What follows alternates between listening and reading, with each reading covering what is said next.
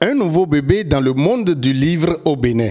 Le docteur en droit public, Bernice Baniba Noudogbessi, après ses nombreuses années de recherche et de soutenance de sa thèse de doctorat, sort le résumé de son intelligentsia, de son parcours professionnel et juridique dans les rouages de l'UNFPA, Fonds des Nations Unies pour la population et l'université. Ce vendredi 22 mars 2024, à la salle de conférence de l'UNFPA, l'auteur a procédé au lancement de son ouvrage. En encourageant l'initiative à travers des conseils, des heures flexibles, la documentation et autres, sans compter la présentation de ce jour, UNFPA, le Fonds des Nations Unies pour la population, envoie le message d'une ouverture pour l'investissement intellectuel dans les femmes, à commencer par son staff féminin. Ce dernier, le staff féminin, étant appelé à représenter auprès de la partie nationale et de la population béninoise, non seulement UNFPA, mais aussi l'ensemble des partenaires techniques et financiers impliqués dans les efforts de promotion de l'égalité de genre, des droits à la santé sexuelle et reproductive, de la protection des victimes des violences basées sur le genre et autres pratiques néfastes.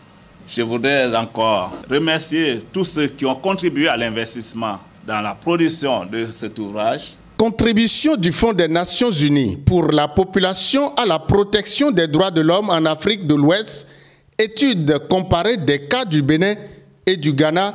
Voilà le titre de l'ouvrage qui a rassemblé représentants d'institutions, ambassadeurs, ministres, professeurs et proches. Je voudrais ensuite remercier et féliciter Dr Bernice Baniba Noudogbessi pour ce travail qui honore autant les acteurs nationaux que le système des Nations Unies.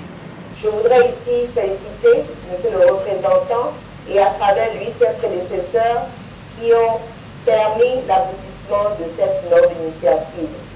Mes sincères félicitations à madame Bernice Noudogbessi, l'auteur de cet ouvrage, point de la réflexion sur la contribution de l'UNFPA à la promotion des droits de l'homme en Afrique de l'Ouest. L'auteur revient ici sur son ouvrage. Tous les représentants successifs, après Jenny Kita, il y a eu Koudaogo, après il y a eu Barbara et nous avons maintenant Dr. Richemont, tous m'ont encouragé et on est là, on est aujourd'hui en lisant tout. J'ai eu tout et nous avons encore cette cérémonie ici que d'aucuns auraient pensé que c'est personnel, ça ne concerne pas l'institution. On a dit non, que l'institution a permis, même si ce n'est pas financier, a permis à donner les moyens en temps et tout. Et donc c'est quand même de l'institution qu'on parle. Quelle est ma vie,